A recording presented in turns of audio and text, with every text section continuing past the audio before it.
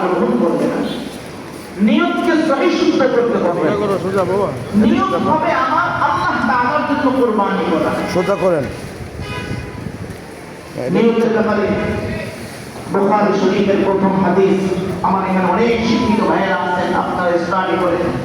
ইন্নামাল আ'মালু বিন্নিয়াত, সমস্ত কাজের ফলাফলই নির্ভর করে নিয়তের উপর। নামাজের পূর্বে বয়ান হচ্ছে, মাশাআল্লাহ আপনারা সবাই, আমরা সবাই বয়ান শুনি।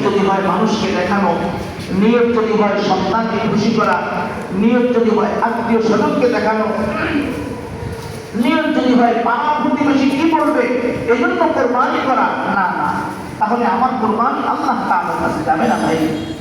আমার কোরবানি হতে হবে একমাত্র আল্লাহ তাআলাকে সন্তুষ্ট করার জন্য।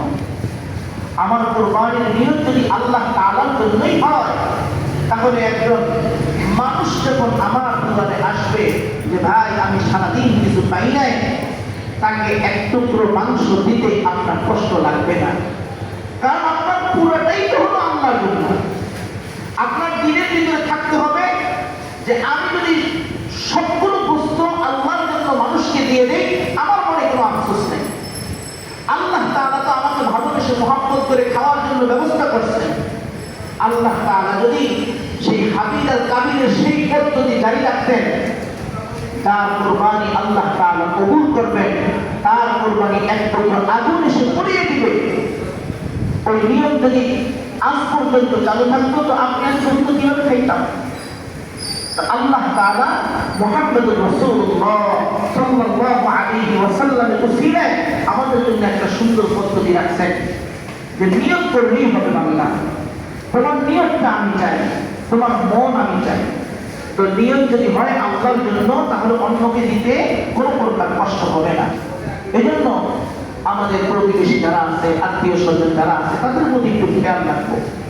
আমাদের সমাজে এমন কিছু ভাই আছেন যারা কারো কাছে বলতে পারে না, নীরবে চোখের পানি ফালায়।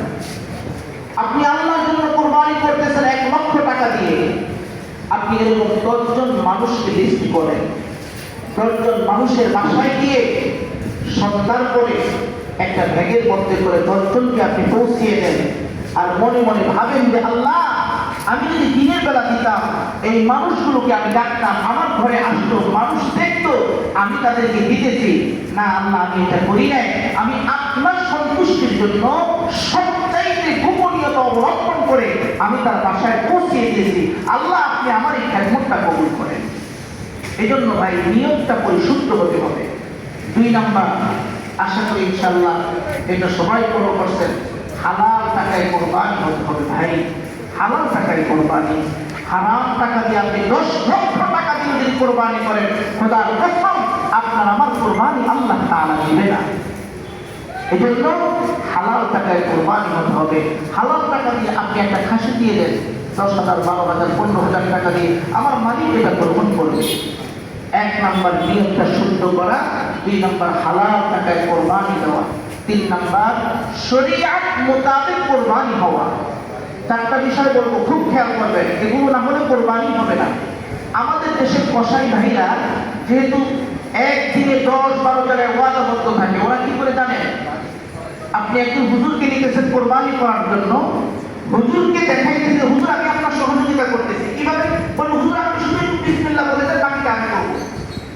হুজুর বিসমিল্লাহ করে একটু সোয়াই দিল ছুরিটা, আর উনি কি করলো, ওনার হাতে একবার ছোট্ট একটা ছুরি থাকে, ছোট্ট ছুরি দিয়ে আপনার গরুর ভিতর দিকে এই কি বলে একটা খোঁচা মারে। শুনছেন আঘাত করার পরে আমাদের পূর্বে রক্ত বের হতে বয়ান প্রবাহিত হতে থাকে, রক্ত প্রবাহিত হয়। কিছুক্ষণের মধ্যেই আমাদের মসজিদুল আমানের 8টার জামাত আরম্ভ হতে যাচ্ছে। অনেক সময় দেখা যায় হাত পা নাচাইতে থাকে, আর ওদের কিন্তু ওদের তো আর মাসালার দরকার নাই, ওরা কি করে এই হাত পায়ের রগগুলো কেটে দিয়ে বা গরুটাকে মেরে দেয়। এটা হত্যা হয়ে গেল, এটা আল্লাহর বিধান মতো কোরবানি হলো না। আপনি সুন্দরভাবে ছবি চালাইতে বলবেন, আগেই বলবেন ভাই হুজুর কাটা শেষ করবে, গরুর দম যাবে, তারপরে তুমি আমার পশুটাকে চলা শুরু করবা, চিনতে শুরু করবা। এই বিষয়টা খুব খেয়াল রাখবো। আরেকটি বিষয়, আমরা অনেক আবেগী ভাই আছি, বিভিন্ন পীরের সাথে সম্পর্ক রাখি, বিভিন্ন মাজারের সাথে সম্পর্ক রাখি। আমরা মনে করি কি আমি আমার পীরের নামে কোরবানি দিব। নাউযুবিল্লাহি মিন যালিক। একটা কথা মনে রাখবেন, কোরবানি হবে একমাত্র আল্লাহর নামে। একটু বেয়াদ ইমাম করে বলেন তো কার নামে হবে? ফাকুলু মিম্মা যুকিরা ইসমুল্লাহ, আল্লাহ তাআলার নামে কোরবানি হবে ভাই। কোন হুজুর লাগবে না। সবচেয়ে উত্তম হইল আমাদের একটা নিয়ম হয়ে গেছে, হুজুর আসলে আমার কোরবানি হলো না, আপনি আপনার কোরবানি করেন। আল্লাহ রাসূল নিজের কোরবানি নিজে করতেন, সাহাবায়ে কেরাম নিজের কোরবানি নিজে করতেন, কিন্তু আপনি হুজুরকে ডাকবেন। আপনি বলেন আল্লাহ আমি আমার পক্ষ থেকে আপনার নামে কোরবানি দিতেছি, বাস হয়ে গেল। কি জন্য হুজুর ডাকবেন?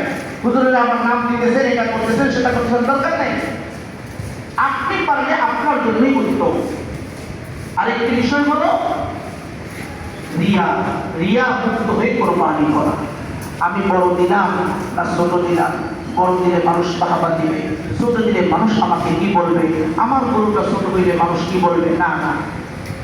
এই চারটা বিষয় মনে রাখতে হবে। এক নাম্বার হচ্ছে নিয়তকে শুদ্ধ করা, দুই নাম্বার হালাল টাকায় কোরবানি দেওয়া, তিন নাম্বার হচ্ছে শরিয়া মোতাবেক কোরবানি করা, চার নম্বর হচ্ছে রিয়া মুক্ত হয়ে কোরবানি করা। এই চারটা বিষয় আল্লাহ তাআলা আমাদের সবাইকে খেয়াল রেখে কোরবানি করার তৌফিক দান করুন। আমরা বলি আমিন। আমিন। যদি কারো পশু ক্রয় করার সময় এমন কোন নিয়ত এসেই থাকে, কিন্তু মানুষ দেখুক না দেখি হয়েছে, কোনো সমস্যা। আপনি এখন তওবা করেন, আল্লাহ আমি হুজুরের কথা শুনে তওবা করলাম, আল্লাহ আপনি আমাকে মাফ করে দেন, আমার ভুল হয়ে গেছে, আল্লাহ আমি আর করবো না। তওবা করেন, আল্লাহ তাআলা মাফ করে দিবে। নিয়ত শুদ্ধ করে আমরা কোরবানি করবো। আর প্রতিবেশীর দিকে আমরা খেয়াল রাখবো। যা বললাম সর্বপ্রথম আল্লাহ আমাকে, আপনারা যারা শুনলেন আপনাদেরকে আল্লাহ আমল করার তৌফিক দান করুন। আমরা বলি আমিন। আমিন। আমরা একটু নামাজের নিয়ত শুনি। আমরা নামাজের নিয়ত এভাবে করবো, ঈদুল আজহার 2 রাকাত ওয়াজিব নামাজ অতিরিক্ত 6 তাকবীরের সাথে ইমামের পিছনে আদায় করতেছি আল্লাহু আকবার। নামাজের নিয়ত পারবো আল্লাহু আকবার, এরপরে সানা পড়বো সুবহানাল্লাহি ওয়া বিহামদিহি, এটা শেষ করবো। এরপরে আবার ইমাম সাহেব আল্লাহু আকবার বলবে, আমরা আল্লাহু আকবার বলবো 3 বার, একবার শেষ হয়ে যাবে, আবার আল্লাহু আকবার 2 বার, আবার আল্লাহু আকবার 3 বারের সময় হাত ছেড়ে দিব না, হাত আমরা বেঁধে দিব। এই 4 বার। প্রথমে আল্লাহু আকবার বলে তাকবীর পারবো, এরপরে সানা পড়বো, এরপর অতিরিক্ত 3 তাকবীর, আল্লাহু আকবার হাত ছেড়ে দিব, আবার আল্লাহু আকবার হাত ছেড়ে দিব, আবার আল্লাহু আকবার বলে এইবারে হাত ছাড়বো না, সর্বশেষ বা হাত ছাড়বো না, হাত আমরা বেঁধে দিব। এরপরে নিয়ম অনুযায়ী যথারীতি প্রথম রাকাত শেষ হবে। দ্বিতীয় রাকাতের সময় ইমাম সাহেব কেরাত পড়বেন, রুকুতে যাওয়ার আগে আবার আল্লাহু আকবার হাত ছেড়ে দিবেন, আল্লাহু আকবার দ্বিতীয় তাকবীর হাত ছেড়ে দিবেন, আল্লাহু আকবার তৃতীয় তাকবীর হাত ছেড়ে দিবেন, চতুর্থ তাকবীরে আল্লাহু আকবার বলে আমরা রুকুতে যাব। এইভাবে ইনশাআল্লাহ নামাজ সম্পন্ন হবে।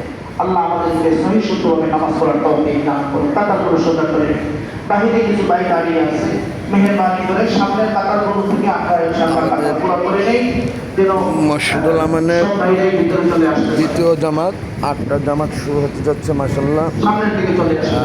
এখন সামনের দিকে শুরু হয়ে কাতারগুলো যাবে, আমরা সকলের নামাজে অংশগ্রহণ করি। Thanks all. আসসালামু আলাইকুম ওয়া রাহমাতুল্লাহি ওয়া বারাকাতুহু।